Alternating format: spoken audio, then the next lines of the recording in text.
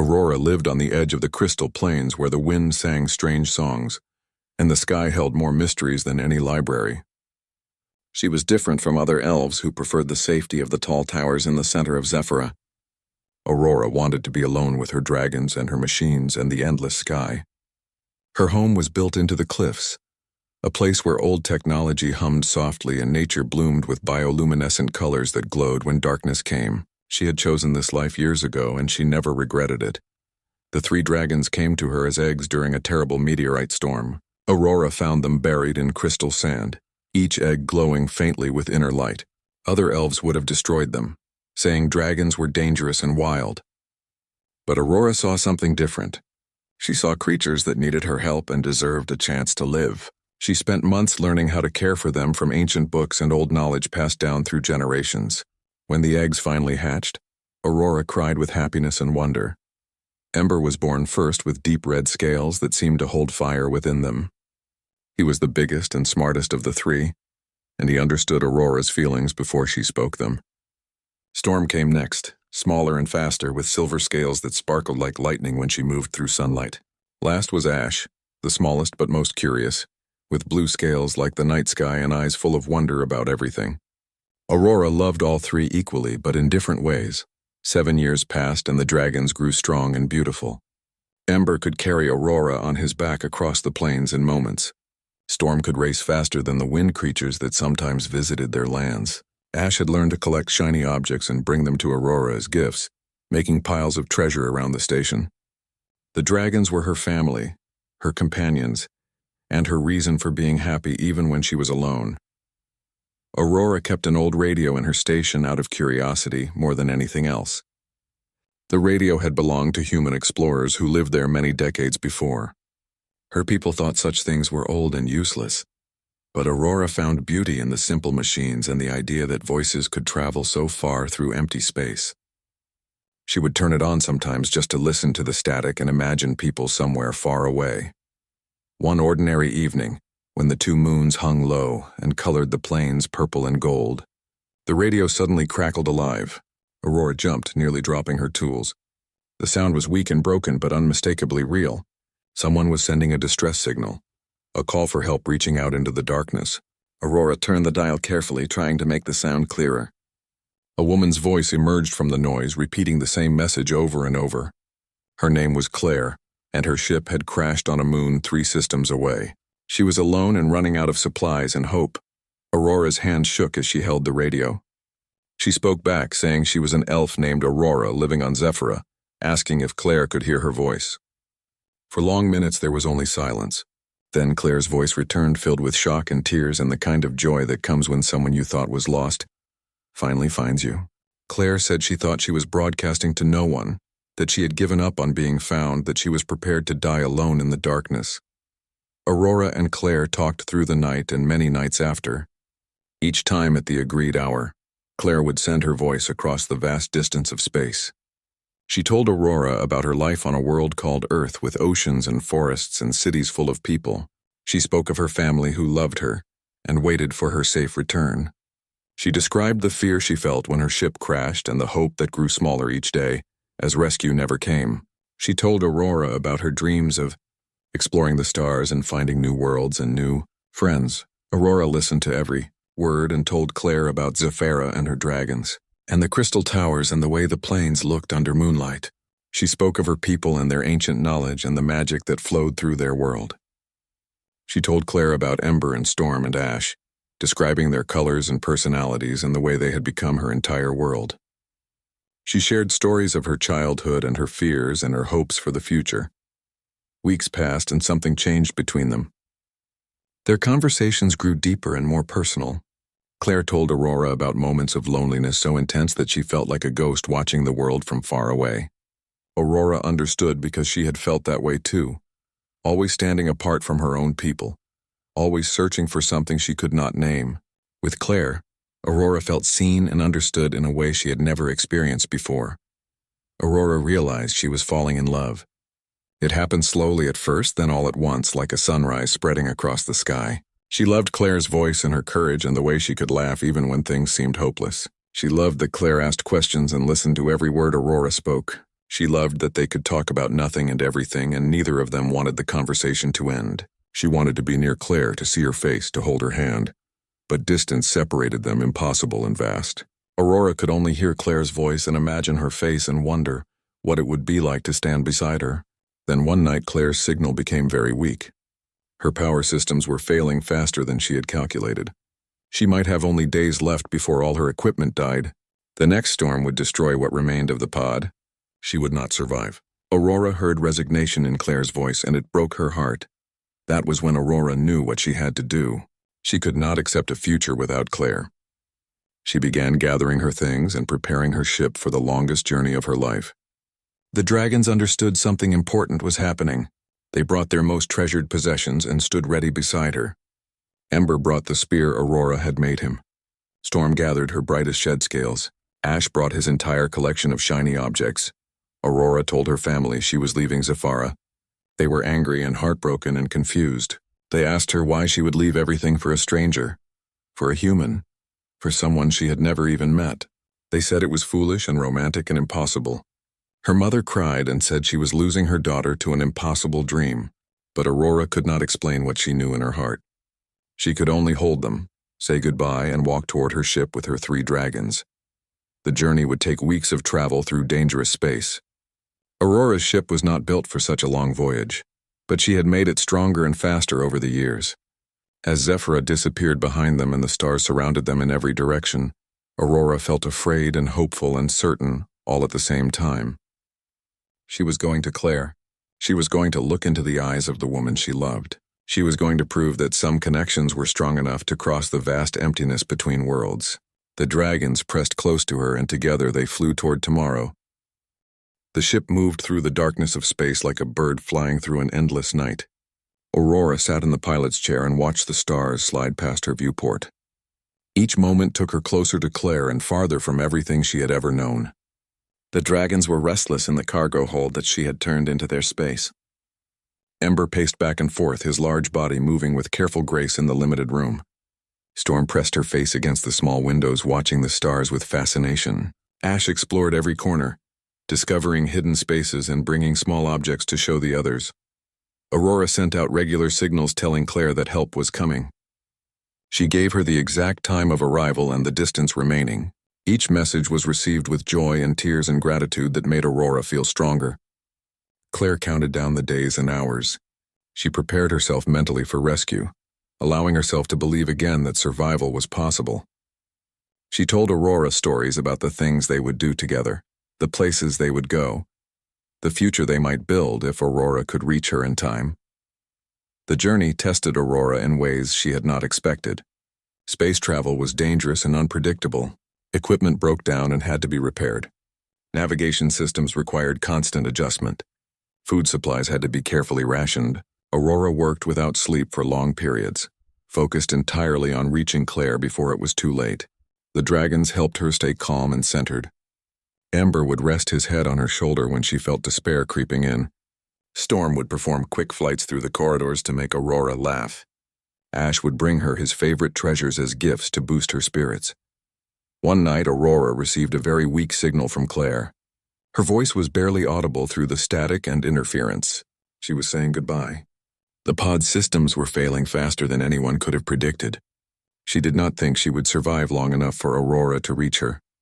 She was telling Aurora that it was okay, that she did not want Aurora to feel responsible or guilty. She wanted Aurora to know that these weeks of connection had meant everything to her. Even if she did not survive, she would die knowing that she had mattered to someone, that she had been loved, that somewhere in the universe there was a being who cared about her deeply. Aurora heard these words and felt something change inside her. Fear transformed into fierce determination. Love transformed into absolute certainty. She pushed the ship faster, ignoring the alarms that warned her the engines were straining beyond their limits. She worked the navigation systems with desperate intensity, plotting a faster route even though it took them through areas of space known to be dangerous. She called out to Claire, telling her to hold on, telling her that Aurora was coming, telling her that they had not ended yet because fate had brought them together and Aurora would not accept losing her now. The ship shuddered and groaned under the strain. Aurora knew she was pushing it past its intended limits, but she did not care. The dragons sensed her urgency and gathered around her, offering their presence and support. Ember's steady breathing seemed to calm Aurora's racing heart. Storm's quick movements reminded her to stay agile and responsive. Ash's gentle presence reminded her that love was worth fighting for, worth risking everything for, worth pushing beyond what seemed possible. Then miraculously, Aurora's instruments began picking up the readings for the moon where Claire waited. It appeared on her scanners first as a small blip, then became clearer as they approached. Aurora adjusted her course and began the descent toward the atmosphere. The moon's surface came into view, a barren landscape of gray and brown and dark rock. She could see the escape pod sitting alone on a plateau, looking so small and fragile against the vast emptiness. Aurora prepared the landing sequence with careful precision. The ship descended through layers of thin atmosphere. Wind shook the vessel, but Aurora guided it down with practiced skill. The landing gear extended and touched solid ground. The engines powered down. The ship came to rest on the surface of the moon, dust rising around them like a cloud. Aurora had made it. Against impossible odds and vast distance, she had arrived. She rushed to the communications panel and called out Claire's name. For a terrifying moment, there was no response. Then Claire's voice came through, stronger than it had been in weeks, filled with disbelief and joy and hope. Aurora was here. Claire could not believe it was real. Aurora told her to stay in the pod, that she was coming to her, that they would finally see each other face to face. She locked the autopilot systems and began moving toward the airlock. The dragons gathered around her, ready for whatever came next. Ember stood tall and proud, his red scales bright even in the dim light of the ship. Storm circled excitedly, her silver scales flashing. Ash pressed against Aurora's leg, his blue scales warm and comforting. Aurora looked at her three companions and felt overwhelming gratitude. They had been with her every step of this impossible journey. Now they would meet Claire together. Together, the four of them would begin a new chapter. Aurora opened the airlock and felt the alien air of the moon touch her skin. It was cold and thin and tasted of minerals and distance. She could see the escape pod clearly now, close enough to touch. She could see a shadow moving inside, a figure pressing against the small window. That was Claire. That was the woman Aurora loved, the woman whose voice had filled her nights for so many weeks, the woman who had changed her life with a simple distress signal into the void. Aurora walked forward slowly, taking each step with intention and awareness. This moment was real. This was actually happening. Behind her, the three dragons followed, their footsteps making soft sounds on the rocky ground. They approached the escape pod together, the elf woman and her three dragons coming to rescue the human who had called across the stars. Claire opened the escape pod door and stepped out into the thin air of the moon. Aurora saw her for the first time and everything inside her stopped. Claire was beautiful in a way that transcended the physical. She was real and solid and standing in front of Aurora. After weeks of only hearing her voice, Aurora could finally see the woman she loved. Claire had dark hair that fell past her shoulders and eyes that held both strength and gentleness. She was smaller than Aurora had imagined, but her presence seemed to fill all the empty space around them. The two women walked toward each other slowly, as if moving too quickly might break the fragile reality of this moment. They stopped just close enough to touch but did not, both uncertain if this was truly happening or just a beautiful dream.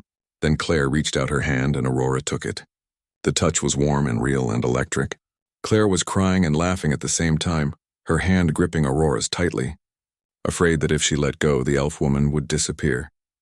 Aurora spoke Claire's name, and Claire repeated Aurora's name, and for a long moment they simply held each other's hands and looked at each other.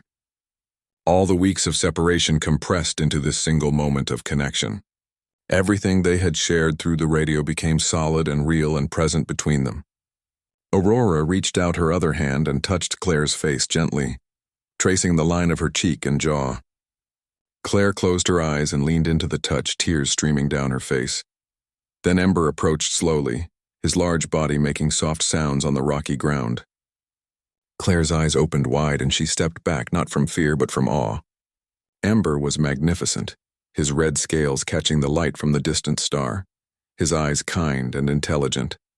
He lowered his head to Claire, offering the greeting he had given to Aurora many times before. Claire reached out hesitantly and touched his scales. They were warm and smooth and alive beneath her fingers. She made a soft sound of wonder and amazement. Storm came next, moving with quick grace, circling Claire in playful patterns. Claire laughed, a sound of pure joy that echoed across the barren landscape. She held out her hands, and Storm's silver scales brushed against her palms, leaving trails of faint light. Ash approached more slowly, more shyly than the other two dragons. He was smaller, and his blue scales seemed almost shy in the dim light. He brought Claire a small object from his hoard, a piece of bright metal that had fallen from Aurora's ship long ago. He placed it gently at her feet as a gift. Claire knelt down and picked up the gift, holding it to her heart. She looked at each of the three dragons with gratitude and wonder. She spoke to them, telling them thank you, telling them they were beautiful, telling them they had helped bring her home. The dragons understood something in her tone and her heart. They understood that this was a human who loved Aurora, a human who would be part of their family now, a human worth protecting and caring for. Aurora helped Claire gather her few belongings from the escape pod. Everything Claire owned was contained in a small pack. She had survived on almost nothing for so many weeks, rationing her supplies, staying alert for rescue that never seemed to come. Now, as she packed the last of her things, she looked back at the pod with gratitude but no sadness. That pod had kept her alive, but it had also been a prison. Now she was free. They walked back to Aurora's ship together, the elf woman and the human woman and the three dragons. Claire moved slowly at first, her body weakened by weeks of confinement and minimal nutrition. Aurora stayed close beside her, ready to support her if she stumbled. Storm walked on Claire's other side, and Ember followed behind, protective and watchful. Ash raced ahead in quick bursts, exploring the landscape and then rushing back to make sure everyone was still together. Once inside the ship, Aurora showed Claire to the living quarters she had prepared. It was small but comfortable, with a bed and a viewport where Claire could watch the stars. There was clothing that Aurora had guessed might fit, and food that was warm and nourishing. Aurora had prepared everything with care, imagining Claire's needs and wants, trying to make her arrival as comfortable as possible. Claire looked around the space and began to cry again, overwhelmed by the kindness and thoughtfulness she saw in everything Aurora had done. Aurora gave Claire time to rest and recover from her ordeal. But they talked constantly, sitting together in the small quarters, their hands often touching, both of them needing the physical connection to assure themselves that the other was real. Claire told Aurora about the crash and the fear of being alone, and the way she had begun to lose hope. She told Aurora about listening to the radio every night, hoping to hear another voice. She told Aurora about falling in love with her through their conversations, about imagining what Aurora looked like and how she might move and the things she might say. Aurora shared her own fears and realizations. She told Claire about how she had always felt different from her own people, how she had built a life on the edge of things, how meeting Claire through the radio had felt like finding the missing piece of herself.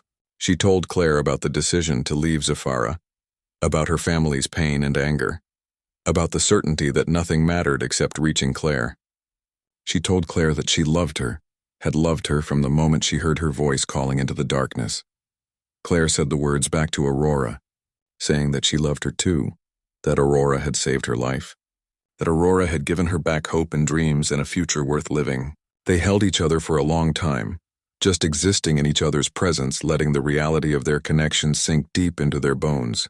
Outside the viewport, the stars burned brightly, and the three dragons rested near them, their scales glowing softly in the darkness. They had become a family, an impossible family of an elf woman and a human woman and three beautiful dragons, brought together by fate and radio signals and the courage to love across impossible distance. The ship began its long journey back to Zafara with its new passenger and its full family. Claire slowly recovered from her weeks of deprivation and fear. She ate regular meals and slept peacefully, no longer afraid of what tomorrow might bring. Aurora watched her carefully, making sure she had everything she needed. The two women fell into a comfortable rhythm, spending their days together, talking and learning and discovering new things about each other. Claire showed Aurora pictures of Earth that she had stored in a portable device. Images of blue oceans and green forests and cities full of lights appeared on screens throughout the ship. Aurora watched with fascination and wonder, seeing the world where Claire had grown up and where she had dreamed of returning. Claire spoke about her family with deep love, describing her parents and siblings and the home where she had spent her childhood. She promised that one day she would find a way to contact them, to let them know she was alive and safe. Aurora taught Claire about Zephyra as they traveled. She showed her recordings of the crystal towers and the plains and the bioluminescent forests that glowed in the darkness. She taught her the language of her people, though Claire found the flowing words difficult to pronounce. She shared stories of elf history and culture, and the ancient magic that flowed through their world. Claire listened with genuine interest and curiosity, asking countless questions, wanting to understand every aspect of Aurora's life and her people. The three dragons became Claire's devoted companions. Ember seemed to have taken it upon himself to be her protector. He would position himself between Claire and any potential danger, even though the ship held no threats. Storm had learned to play games with Claire, racing through the corridors and then waiting for Claire to catch up, as if understanding that the human woman's speed was different from a dragon's. Ash continued bringing Claire gifts, adding to a collection of treasures that Claire displayed with pride in her quarters. One day, about halfway through the return journey, Claire woke up sick. She had developed a fever and her body ached with discomfort. Aurora became frightened immediately, afraid that Claire had contracted some illness that might be dangerous. She spent every moment by Claire's side, cooling her forehead with soft cloths, making sure she drank water and medicine, staying alert to any change in Claire's condition. The dragon seemed to sense Claire's distress. Ember lay beside the bed, his warm scales comforting to Claire. Storm rested at Claire's feet and Ash stayed close to her head, making soft chirping sounds. The fever lasted for 3 days. During that time, Claire slipped between sleep and waking, speaking sometimes about Earth and sometimes about Zephyra, mixing memories and dreams together. Aurora heard Claire speak about her love for her, about how grateful she was to have been found, about how she wanted to spend her life with Aurora, exploring new worlds and discovering new wonders. Aurora held Claire's hand and whispered back promises and declarations of love, wanting Claire to know that she was not alone, that she was cared for and valued and deeply loved. When the fever finally broke, Claire woke with clarity and strength returning to her body. She looked at Aurora sitting beside her and felt overwhelming gratitude and love. She reached up and pulled Aurora close, kissing her softly on the lips. It was their first kiss, gentle and tender and full of all the emotion they had been carrying for weeks. When they finally pulled apart, both of them were crying and smiling at the same time. Aurora prepared the ship for the final approach to Zephyra. She sent messages ahead to her family, explaining that she had succeeded in her rescue mission and that she was bringing Claire home. The responses she received were mixed. Some family members were angry and thought she should turn around. Others were curious and wanted to know more about the human woman. But Aurora knew that when she arrived, she would have to face the judgment and questions of her people. She was no longer worried about their opinions. She knew what was right in her heart. Claire stood at the viewport and watched as Zephyra came into view. The planet was beautiful beyond anything she had imagined, with its twin moons and crystal towers and swirling auroras of light in the atmosphere. She understood why Aurora loved this world so much. She felt tears forming in her eyes at the sight of this new home, where she would begin a new chapter of her life. Aurora stood beside her, her arm around Claire's waist, and together they watched their destination grow larger and more real. As they entered the atmosphere, the ship began to glow with heat and friction. The twin moons disappeared above them and the surface of Zephyra became clearer. Aurora guided the ship down toward the landing pad she had requested in the capital city. This landing would be watched by many people. Aurora's return would cause quite a stir, especially with a human woman and 3 dragons accompanying her. She took a deep breath and focused on the task ahead. The ship descended smoothly and touched down on the landing pad with barely a tremor. The engines powered down and all became still. Aurora and Claire looked at each other for a moment. Then Aurora stood and offered Claire her hand. Whatever was waiting for them outside, they would face it together. The 3 dragons gathered near the airlock, ready for whatever came next. Ember seemed confident and unafraid. Storm was excited and eager. Ash was calm and steady. Together, the 5 of them moved toward the exit, ready to meet Aurora's people and begin the process of building a new life together on this beautiful and mysterious world. The airlock opened and cool air from Zephyra's atmosphere flowed into the ship. Aurora and Claire stepped out together into the light of the twin moons. They descended the ramp slowly, with the 3 dragons following behind them. Waiting at the bottom was a crowd of elves, including Aurora's family. Her mother stood at the front, her face showing a mixture of emotions. Anger and worry and relief and curiosity seemed to war within her. Behind the family stood government officials and curious citizens, all wanting to see the elf woman who had left her world and the human woman she had brought back. Aurora felt Claire's hand grip hers tightly. She squeezed back, offering reassurance and strength. They walked down the ramp together, and Ember emerged beside them, his massive red body making the crowd gasp. People had not seen a dragon in living memory. When Storm appeared next with her silver scales shimmering in the moonlight, whispers spread through the crowd. When Ash emerged, smaller and blue and curious, the crowd seemed to collectively hold its breath. Aurora's mother stepped forward, her face stern but her eyes soft. She looked at her daughter with a mixture of pride and exasperation. Then she looked at Claire with careful assessment, studying the human woman as if trying to determine what her daughter had risked everything for. Aurora's mother reached out slowly and touched Claire's face gently, the way one might touch something precious and fragile. She spoke in elf language, but Aurora understood the tone. She was asking Claire if she was worthy of her daughter's sacrifice. She was asking if Claire would cherish the gift she had been given. Claire stepped forward despite not understanding the words, and she took Aurora's mother's hand.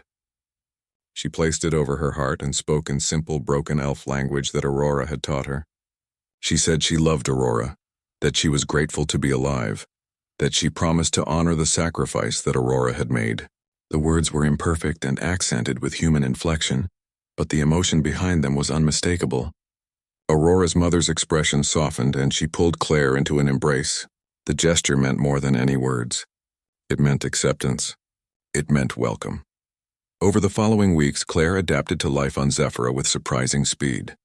She worked hard to learn the elf language, spending hours with Aurora's family, practicing pronunciation and grammar. She explored the crystal towers and the bioluminescent forests. She studied elf technology and history. She was fascinated by everything and approached each new experience with genuine curiosity and respect. The people of Zephyra began to accept her, seeing in her a genuine love for their world and for Aurora. Ember, Storm, and Ash became ambassadors of their species on Zephyra. Elves who had feared dragons learned that these creatures were intelligent, loyal, and capable of deep affection. Children would come to watch the dragons and marvel at their beauty. Ember particularly enjoyed the attention, allowing young elves to ride on his back across the plains. Storm raced with the fastest elf runners, showing them that dragons and elves could move together in harmony. Ash continued his habit of collecting and distributing treasures, becoming a beloved figure in the city. Aurora and Claire moved into a home that was theirs alone, a place where they could build a life together. It was a combination of elf architecture and human comfort, blending their two worlds into something entirely new. They spent their days together, sometimes exploring, sometimes working, sometimes simply existing in each other's presence. They told their story to anyone who would listen, and word spread through Zephyra that an elf and a human had found love across the vastness of space. It became a legend, a tale of courage and sacrifice and the power of connection. Months passed, and Aurora realized she was happier than she had ever been in her life. Claire had become her partner in every way. They understood each other deeply, supported each other through difficulties, and dreamed together about the future. Claire had not forgotten about her family on Earth, and she worked with elf scientists to develop messages that could be sent across the stars. Eventually, weeks of labor produced a device capable of transmitting a signal to Earth that could be received by human technology. When the message finally transmitted and confirmation came back that Claire's family had received it, both women cried with joy. Claire's parents and siblings were alive and well and overjoyed to know that Claire had survived and found happiness. Plans began to unfold to establish communication between Earth and Zephyra, and eventually to arrange meetings between the two worlds. Claire would see her family again, and they would meet Aurora and the dragons and witness the beautiful world that Claire had come to call home. One evening, Aurora and Claire stood on the cliff overlooking the plains where Aurora's station still stood. The three dragons rested nearby, and the twin moons cast silver light across the landscape. Aurora took Claire's hand and looked into her eyes. She spoke of the day the radio signal had come, and how she had never imagined where that moment would lead. She spoke of how grateful she was that Claire had called out into the void, that fate had brought them together, that love had proven powerful enough to overcome any obstacle. Claire replied that she had been lost and alone, and certain that her life was ending. Then Aurora's voice had come through the static, and suddenly she had something to hope for. She had found not just rescue but love, not just survival but a whole new world to explore. She told Aurora that she loved her more each day, that she wanted to spend her entire life with her, that she wanted to build a future together on Zephyra while staying connected to Earth. Aurora proposed that they make it official. On Zephyra, bonding ceremonies were sacred rituals that celebrated the deep connection between two beings. Both humans and elves could participate. The ceremony would blend traditions from both their worlds and would bind them together not just in love, but in commitment and partnership. Claire said yes without hesitation, and they began making plans for the celebration. The ceremony took place under the twin moons with hundreds of people gathered to witness. Aurora wore traditional elf garments that shimmered with woven light. Claire wore a dress that combined human styling with elf materials, creating something entirely unique. The three dragons stood beside them as witnesses and protectors. When the ceremony concluded, Aurora and Claire kissed as elf music filled the air, and the crowd celebrated. They had become not just partners but symbols of what was possible when beings from different worlds chose to open their hearts to each other. They had proven that love could cross any distance and bridge any difference. They were home finally and completely in each other's arms.